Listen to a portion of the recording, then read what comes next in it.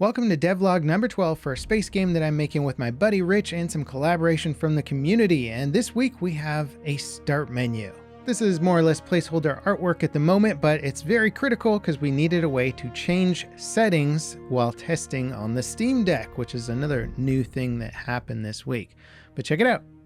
I can spawn directly into a level here. And you might notice a few changes here. Firstly, we can now zoom the camera instantly toward the ship by pressing up on the right stick and then back on the right stick. This gives us a really easy way to switch between a long-range combat view and a close-up detailed, say, navigational view. We also now have the speedometer on the nav ring, which is really cool. We're traveling in meters per second. And Rich has also started to begin to code in some speed limitation requirements. This will help us start to dial in the gameplay for speeds on things like missiles, railguns, enemy ships, ship sizes, all that kind of stuff is going to be really important to get right. And here I've added in some VBD Clouds. These stand for volumetric breakdown. It's basically a way of rendering out or storing data for volumetric things in a scene.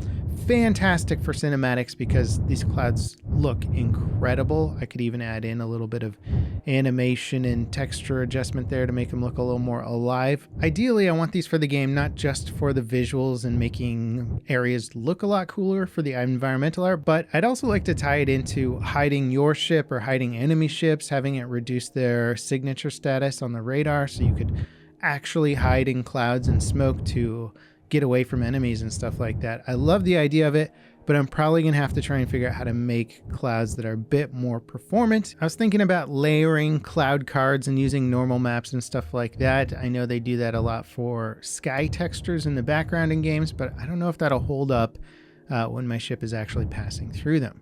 Now, another cool thing that Rich implemented is range requirements for missiles. You'll notice on the mini-map, I've just let that ship go outside the yellow circle, which means he's now in missile range. Missiles can't be fired from too close, so once ships get a bit closer to each other, they'll have to switch to close-in weapon systems and not rely on the missiles as much. But it's cool to see we actually have distance markers now on the mini-map that represent something. Now, the little blue circle on the minimap is supposed to represent my CWIS range. However, it's not functioning quite yet, so that'll come in probably the next devlog. Now, I want to show you something here. Let me spawn in a few ships. Probably 9 is enough. So they're not firing at me right now because we haven't given the enemy AI close-in CWIS commands yet, but they will fire their missiles at me when I get too far away. And because our CWIS aren't perfectly accurate, a lot of them are going to get through our little defense field here. The plan is to actually make the CWIS much more accurate so they function more like a shield. But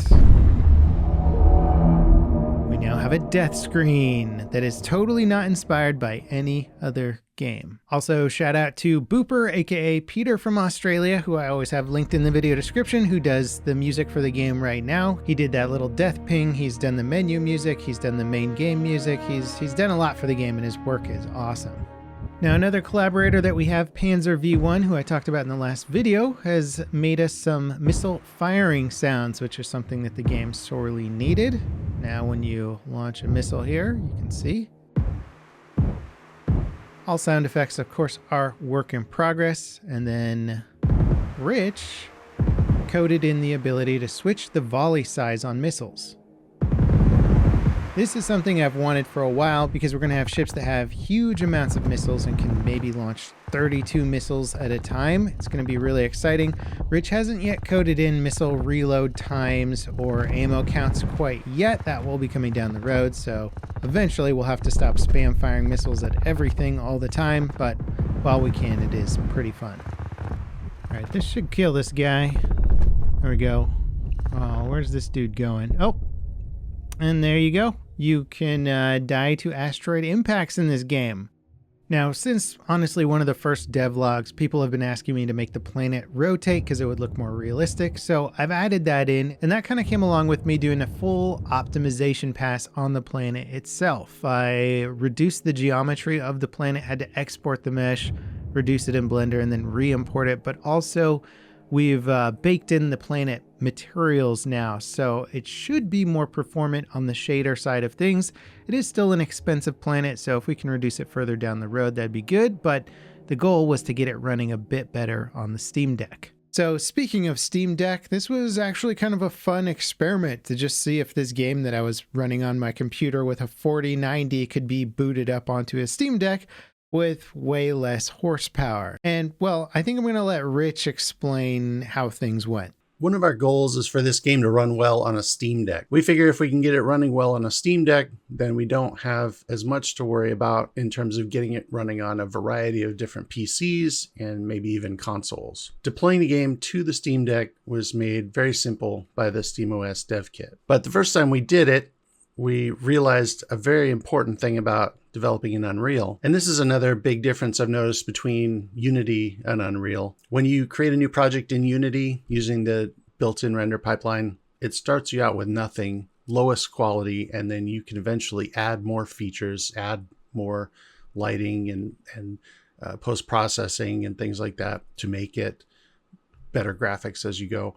But when you create a new project in Unreal, it comes with all the fancy stuff turned on by default. So you've got bloom and nice shadows and global illumination, lumens on by default. So if your game doesn't need those fancy features or they don't need to be as fancy, you need to dial it back from the maximum, basically. We figured that out when we got 16 frames per second on the Steam Deck with our game. Luckily, it was really easy to just turn off the fancy features and enable some settings changes on the Steam Deck so we can pick low or medium graphics quality, and I was able to get 70 FPS. Now this is still such a very early version of the project that we don't know what optimization challenges still lie ahead, but of course we're going to shoot for 60 FPS on the Steam Deck. So as much fun as it was getting the game deployed on the Steam Deck, it basically threw myself and Rich into a little bit of an optimization phase. And we spent a good portion of last week just optimizing, refining, figuring out some performance hiccups. And we've still got a ways to go on that front, but it was good to at least dip our toes in the optimization water. And now we're going to get back to making cool stuff in the game. But Rich has also been attending GDC, so if you guys see Rich there, give him a big old hug and kiss for me. Just kidding. Probably don't do that, you know, ask him maybe first, or just don't try. Sorry, Rich. I also put together a little trailer, and we had Peter, again, put together a really cool trailer score for us.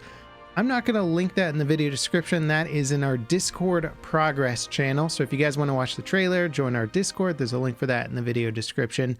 There's a lot of people over there right now. We're climbing towards about 1,000 Discord members, and there was just a very lengthy discussion about the realism of space whales over there, whether or not they could exist. Do they fit within the hard sci-fi universe, or are they more sci-fantasy?